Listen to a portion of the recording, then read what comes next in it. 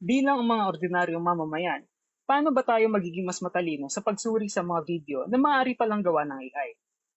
Una, kadalasan sa mga litrato at mga video na gawa ng AI ay may watermark upang malaman agad ng mga tao kung ito ay gawa ba ng isang AI. Sa video na pinost ng iGrabe, makikita natin na may maliit na watermark na video sa babat kanang bahagi ng video. Ang video ay isang AI video generation product na gawa ng Google. Pangalawa, check natin kung ang mga text sa video ay naiintindihan natin.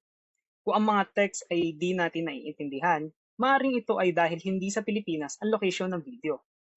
Ang AI din ay hirap pagdating sa mga text sa mga larawan at videos na ginawa nito. Kung kaya, madalas nagpapatong-patong ang mga text at hindi klaro.